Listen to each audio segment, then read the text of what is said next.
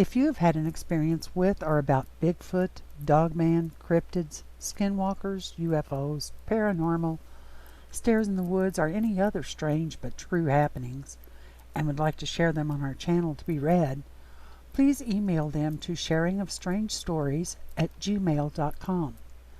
All we ask is that you share true happenings and not a fictional story. These will be read on our channel, so please keep them family friendly.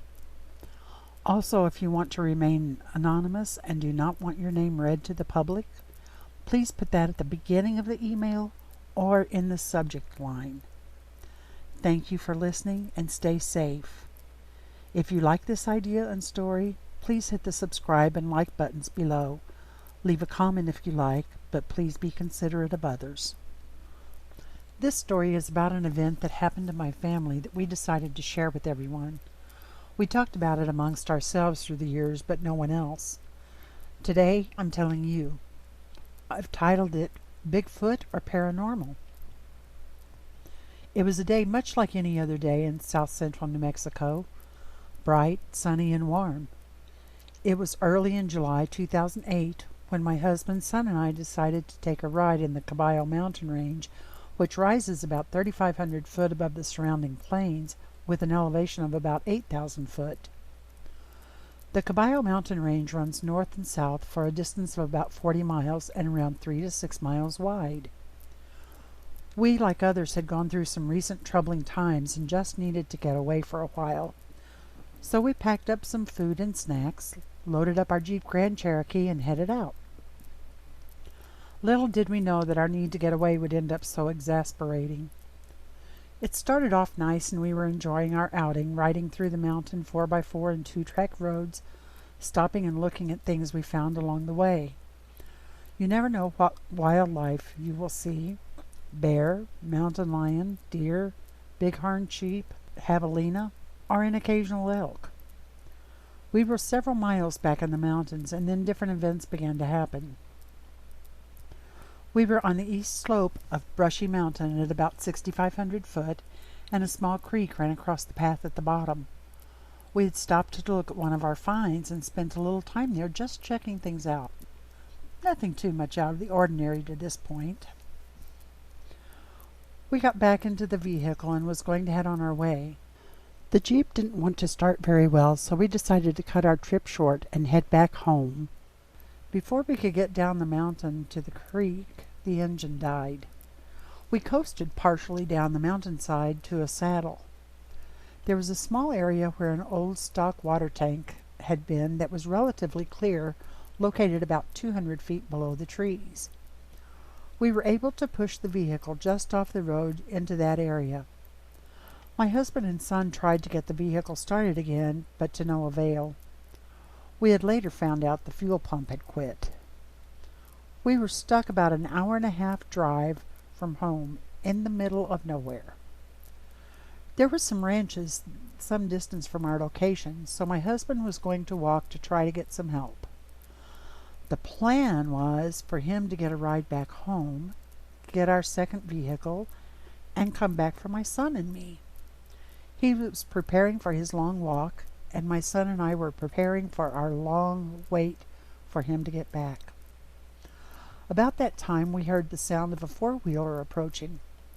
Much to our surprise, some friends of my husband had been prospecting in the same area. We were going to be rescued. The trail they were on came close to our vehicle and they stopped to help. My husband got on the side by side with them and rode back to their truck. From there they took him back to town to get our other vehicle, but not before we noticed that clouds had begun to build above the mountains. The clouds began to build quickly and came unexpectedly. As they were driving back to town, it had begun to rain. If you are familiar at all with New Mexico weather, that statement will be monumental. The rain became a downpour that lasted for a very long time by New Mexico standards. My husband made it home and was heading back for us, but the rain had caused severe flash floods through the entire area. He tried several different routes and hours on end to get to us because of his concern of the area we were in. I was concerned for his safety also because I knew how the floods could wash out roads right beneath your vehicle, or how easily the water could be deceptively deep, both of which happened to him on that long night. The water was flowing over the path of the road he was on, but didn't appear very deep. He approached slowly, and suddenly the front tires began to sink. He quickly backed up and tried another route. Finally he made it to within a few miles of us, drove up on a rise, and waited for the rain to quit, the water to recede, and daylight. By this time it was around midnight. Just as a side note, we saw the road the next day where he was trying to get to us. The water had washed the road out and created about a 12-foot deep ravine. It makes you realize just how close to a deadly situation he was. During all of this time, my son tried to stay in contact with his father by phone. The problem he had with that is because with each call, he had to get out of the car and climb the rise in front of us to have any kind of reception. Each time he did this, he stoked the fire we had built from dead wood and some old timber that had been part of a small structure by the watering tank. We did this for a few reasons. 1, to keep the animals away. 2, so he could warm up after being in the rain. And 3, because the light can be comforting. After the downpours, the rain continued as a drizzle to light rain well into the night. Now, back to the late afternoon, early evening time. My son had called his father, and we were sitting in the vehicle talking to pass the time. He was sitting in the driver's seat, and I was in the passenger seat. He would glance in the mirrors on occasion to check the terrain and things going on around us. I had turned and sitting sideways in my seat to make it easier to talk. I saw something move behind us from the corner of my eye. He knew from my reaction something was in question and glanced in the mirror, while I turned to look at the movement. We both described the same thing of what was moving in the desert shrubs on the mountainside behind us. It was bipedal, dark-colored, and massive in size. We both started eliminating what it might have been. It was not a cow from nearby ranches. It was not a bear. We are both familiar with bears and how they move. It was larger than a man. It moved with a speed like we had never seen, and suddenly just vanished. We looked at each other, stunned with confusion, amazement, and I have to admit, fear. What had we just seen? The only conclusion we could come to was a possible Sasquatch or something paranormal. After we knew that my husband was near and waiting out the night before continuing to retrieve us, we settled down in the vehicle to try to sleep the rest of the night. It was difficult to do because, let's face it, car seats are just not that comfortable, and we were still thinking about the figure we had seen earlier. We were just ready to doze off when something made a noise just outside of the passenger side door. It is difficult to describe, but it was a strange sound. It was an extremely deep, abnormal, growl, huff mixture sound, somewhat like a bear would huff, but larger, deeper. It vibrated throughout the car and your body. Laughingly, my son now describes it as maybe a bear on steroids. We debated about whether to raise up and look to see what it might be, but we both had that feeling of dread and fear. Whispering, we decided to lie still and not move. Not that we really could anyway. I, and I'm sure he did too, felt frozen in time. Of course we didn't see anything, but that gut instinct told us something was moving around the car. It seemed like an eternity, but in reality was only a few minutes. Finally we worked up the courage to look outside, but saw nothing but the glow of the fire. As the adrenaline began to recede, we laid back in the seats again and tried to at least rest. Sleep was next to impossible by this time. About an hour later, as we were resting, there was another incident. We heard this thump and small scrape on the underside of the Jeep. along with a slight groan like a person would do picking up something heavy but much, much deeper. The front of the vehicle began to rise 3 inches or so, and the car's suspension became relaxed.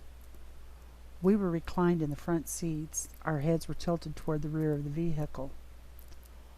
All of a sudden it was released and the vehicle bounced from the drop. If you can imagine how we felt frozen from the growl huff the first time, times that by 10 and you might understand how we felt from this incident. We were both terrified. My son asked if he should turn on the headlights to see if we could locate whatever had done this. Without hesitation, I said no. The only thing that was going through my mind was lay still, don't move, and maybe it will go away if it sees that we don't react. In one way, that was the most difficult thing I have done in my life, but at the same time, I felt as though I could not move. With each incident, the hair on the back of my neck and body felt like it was alive with creepy crawlies. In my wildest dreams, I could not imagine that this was happening to us. From this point on, nothing occurred, for which I was very thankful. It was not long until daybreak, and the night was over. I guess it is human nature that the light brings security to your mind. It did for me at that time. After sunrise, we got out of the car and looked around the vehicle for tracks. The ground around the Jeep was gravel, which had been pulled up from the creek area for the old tank site. There was very little mud in the area, even after all the rain. Just a few small spots where the dirt had washed down from the rise. We were sure that because of the rain that we would find the answer to what was bothering us during the night. To our surprise, we found nothing. Not a single track. My son has hunted and prospected with his father for many years. They are both very familiar with the outdoors and know animal sign and behavior of all the common species. My husband arrived that morning and we were very happy to see him pull up. We told him of our experience. After he was sure we were all right, he went to look for sign. He found nothing either, which was confusing to me. I was hoping that, because of our emotions of the experiences through the night, my son and I may have missed something. Now we were all trying to wrap our brain around what we had experienced during that night. To this day, we still have no definite answer. If only I'd been brave enough to look.